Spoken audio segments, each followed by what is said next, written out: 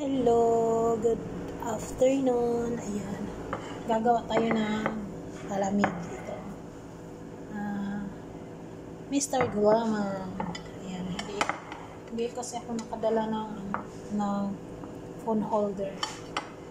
Kaya ito na lang. Ang hirap, no? Tingnan nyo, guys. Gawa tayo ng palamig. Ang ganda to siya gagawin sa Pinas, diba? Pag uwi mo, para mayroon kang kakitaan doon. Katulad sa akin, sanay ako na may pera. Yun, kahit ilang nga yun, ingredients. Mayroon din naman to mango. Yan, ito lang yung inanap ko, try ko. Maganda siya, guys, oh. Ito yung pwede din to siya gamitin sa pang ng kaniskis ng isla. Matibay siya. Kaya nakabili ako nito, dalawa yata. Gusto ko pang mag-order. Para pag sa Pinas, pag uwi ko, matibay kasi siya.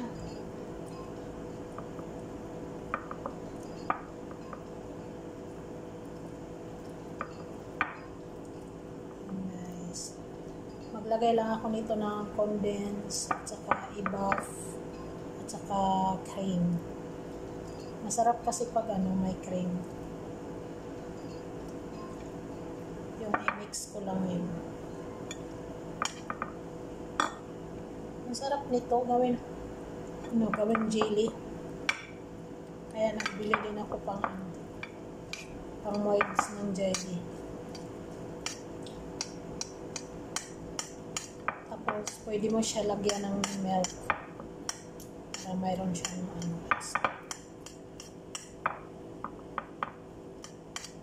pwede mo din naman to hindi mas kahabaan.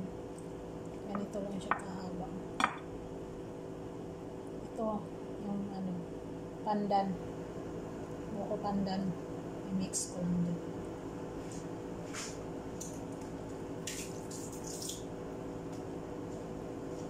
Pero pag pag ibibinta mo, kailangan mo siya babada ng malamig na tubig.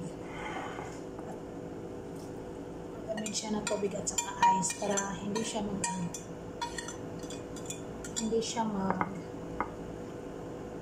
dikit.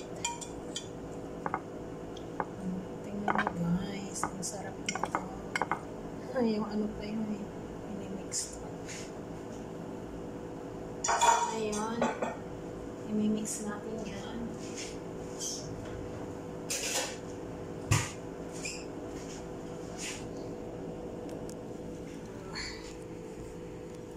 Walang hawak eh. Tingnan niyo. Ang ganda ng kulay na. Ayan. Siguro pag business siya, ihiwalay yung red at saka mayroon pang clear nito. Kailangan siya ihiwalay. Hindi siya kasi ito lang naman to. Kakainin lang namin. Panghimagas lang namin dito. At saka sobrang laki niya. Kailangan siya liitan. Ito yung tinatawag na spaghetti.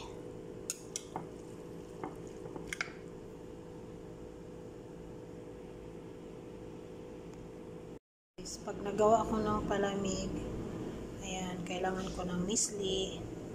Ayan. At saka iba. Tapos hindi ito mawawala sa akin yung thick cream. Masarap kasi siya pag may thick cream. Yung kalalabasan niya creamy. Lalo na sa magawa ka ng macarona. Ayan, kailangan mo talaga ng creamy. Pag siya, guys, tawag niyan? Hindi siya kumakapit siya ba. Mahirap siya mahiwalay pag walang water. Kailangan to siya may ice. Lagyan ng ice. At saka dito ko na lang i-mix yung ating mga ingredients. Ayan, let's go. Ayan, nalagay ko na, gagamit tayo nito. Wala tayong maliit, kaya ito na lang pagtyagaan natin. Ayan, i-mix lang natin yan hanggat siya, ma-smooth. Ayan mga kamamishi, smooth na siya. Kung mas maganda yung gagamitin natin hand mixture, pero hindi ako naggamit ng hand mixture kasi maririnig ng ating inang bayan. Ang hirap mag-explain kung ano yung ginagawa. Ayan, tapos magulo pa, daming tanong. Ayan, ilagay na natin dito ang ating gulaman. Yung gulaman natin, siya, yung buko pandan at saka strawberry. Ayan, i-mix lang natin ng dahan-dahan. Ayan mga kamamshi, sa wakas natapos din ang ating gulaman. Saka na tayo sa Pinas maglagay ng mga toppings kasi dito mahirap dito ayan, ready to eat na.